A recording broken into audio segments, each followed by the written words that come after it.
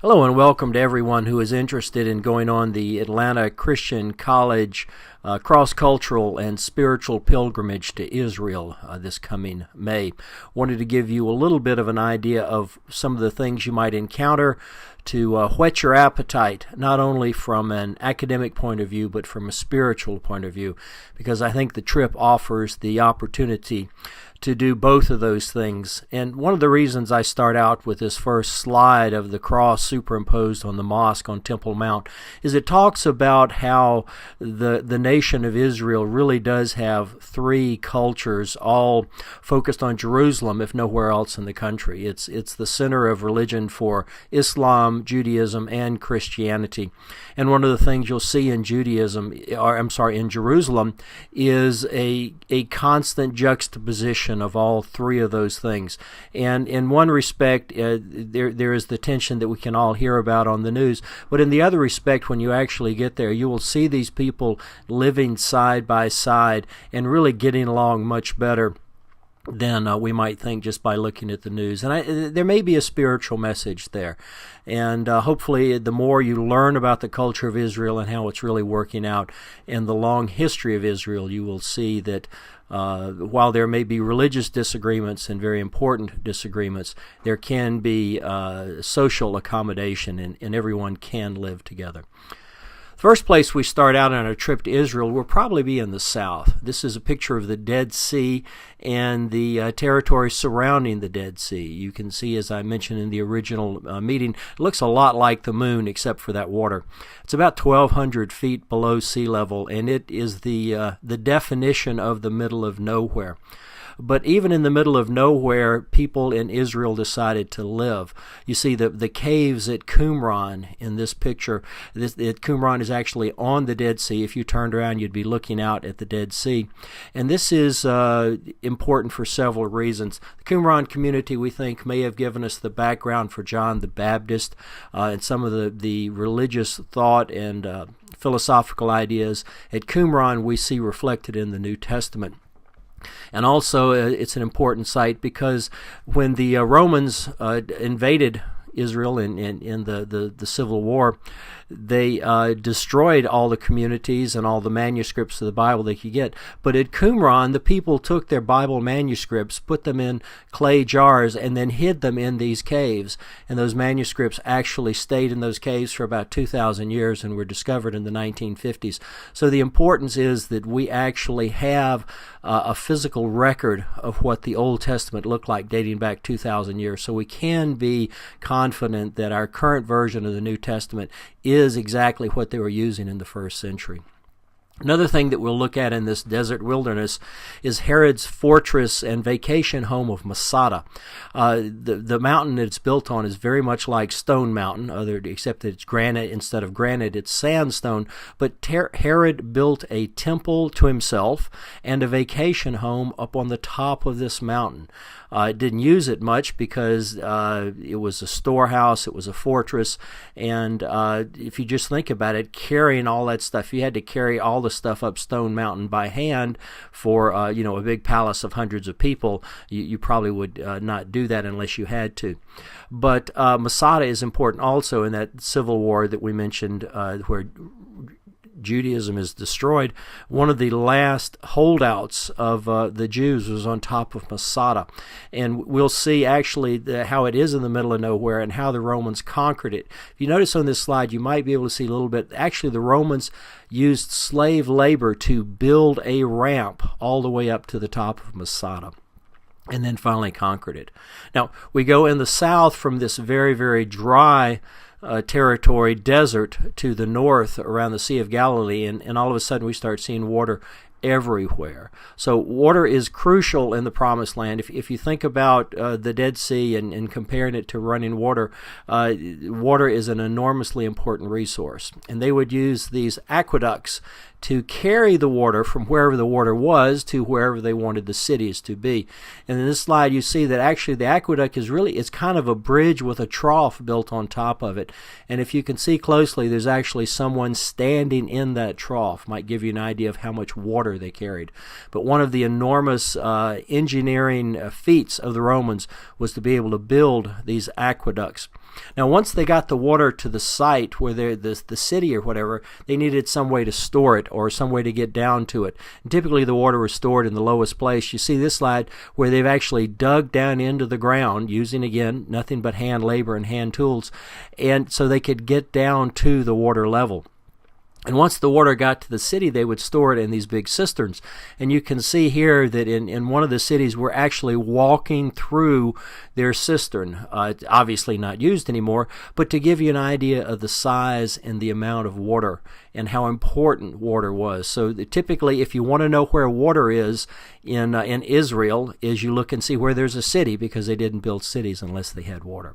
So we'll look at a lot of ruins. This is a ruin of a very Roman kind of thing from the 300, 400, 500 AD that gets you an idea of a little bit later what a Roman city would look like. But we'll also look at archaeological excavations from the period before Christ, and perhaps as much as 1,000 years before Christ. So we will see both ends. And it's interesting to actually see, in some cases, the archaeological site in use or being excavated, because we forget, we walk around on the ground and we think that the ground level is what it's always been. But if you see this picture, you'll see that ground level today is not what ground level was the time of Christ. So it's interesting to see how these things are uncovered, what the different layers mean, and as you go deeper, you actually go back in time. One of the joys of northern Israel are the times of devotion and the just the views. It's a physically beautiful country, but it's also theologically significant. This is a view out over the Jezreel Valley. This is behind us is the city of Nazareth. And in front of us is the Jezreel Valley, where the typical invasion path of any invaders from the north, and also the site of the last battle, the Battle of Armageddon. So it's very inspiring to be able to look out where so much history, so much theology happened, to have a time of reflection, and then have some sort of expert-led devotion. And when I say expert-led devotion, I'm not referring just to the professors that'll be along on the trip, but also the students, because everyone will have a chance to participate and give a devotion or give a thought, and it really becomes a much more interactive trip. Sometimes, and this is in the same area, we think of people in the first century as very primitive, but there were very, very rich cities in Israel at that time too. This is actually the floor from one of the houses of that time. It's a house close to Nazareth, and there's a fair chance that this is actually where Jesus and his father worked as carpenters. If you think about the small town where they grew up, there probably wasn't a whole lot of work because it was people who herded goats and things like that. But there was this very rich Roman city within a day's walk, and that's probably where Jesus and his father worked. They would, Saturday after Sabbath, they would walk over, they would spend the week in this rich Roman city working, and then they would come home for Sabbath at the end of the week.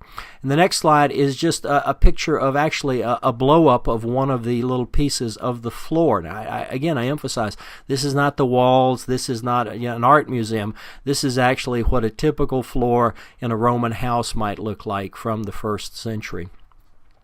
One of the things that is nice about the trip are the things we don't expect. And obviously we're driving around and we're seeing the countryside, and that's pretty. But you just never know what you're going to run across. In this case, the bus was driving along on the road, hadn't been on before, and we actually passed a roadside tomb. Now, this is obviously not where Jesus was buried, but it's a very good example of where he was buried probably looked like. So you get the idea that these are very small tombs. Again, if you're carving this out of solid rock by hand, you're not going to make it any bigger than you need to. So these are the openings are, maybe 2.5, 3 feet tall, and you can see there one of the rolling rocks that would have gone across the entrance to the tomb. So just sometimes history kind of surprises you and bites you as you're driving along unexpectedly. repeatedly. The other thing that we never know what we're going to do is how we encounter the culture. This is an example. We were in a city on the coast one day that is an Arab city and wandered into a wedding, and the people were very nice and accommodating and invited us to join and allowed us to take pictures. So it was, you just never know. So we certainly plan for as much cultural involvement as we can, but we also try to keep ourselves open for the unexpected serendipitous occasions. As we move more into Jewish territory, I wanted to talk a little bit again about northern Israel, but the Sea of Galilee. This is a picture of Tiberias from the Sea of Galilee, but I wanted to give you an idea of, first of all, that the Sea of Galilee is not necessarily that wide. You can certainly see across it, and while it's long, it's very easy to cross from side to side and from city to city. Also wanted to give you an idea of the hills and the mountains around the Sea of Galilee. Gives you an idea of how bad weather can blow up very quickly and cause the Sea of Galilee to get very rough. But also gives you some idea when Jesus says he ran away from the crowds or he went up onto the mountain. This is not a minor hill that we're talking about. This is obviously a sincere attempt to get away from everybody for a while. So you get an idea of how serious Jesus was about seeking his own quiet time in the midst of a busy ministry. And you also get some idea of the determination of the crowds to follow Jesus up and down these hills. So when it says, he went up the hill and talked to his disciples on the Sermon on the Mount, again, this is not a 10-step hill. This very often could be what we would consider today a mountain. The other thing we'll see in northern Israel is the Jordan River. This is a picture of the Jordan River, and if you notice over there on the left, there's some little steps and a platform, and people are actually still being baptized here in the Jordan River. So it's just kind of nice to be able to connect the physical location with everything you've heard about the baptism in Jordan and John the Baptist and Jesus being baptized there. Also look at some more modern ruins. This is a synagogue that was probably Peter's synagogue. Now this is a later rebuilding of the synagogue, but it does give you some idea that the town that Peter lived in and his location, this is not the sticks. This is a big synagogue, and judging by the closeness of Peter's house to the synagogue, Peter was probably a fisherman of some ability and had was a big guy in town, I guess is the best way to say it. Now, moving from the north, we actually move to Jerusalem. And this is a view from the Mount of Olives across the Qumran Valley into the city of Jerusalem. You can see the temple wall, the foundation wall of the temple there, the wall of Jerusalem, and then you can see the Islamic mosque sited probably pretty close to where the temple was in its day. Now, the actual temple, the Holy of Holies, would have been completely covered in gold instead of a gold dome. But it is just inspiring. It's a pretty sight, but it's inspiring from a theological point of view to stand on the Mount of Olives where Jesus would have stood, look into Jerusalem, and see some of the things that he would have seen. Now, you can't necessarily tell it in this picture, but all those things below the walls are actually tombs.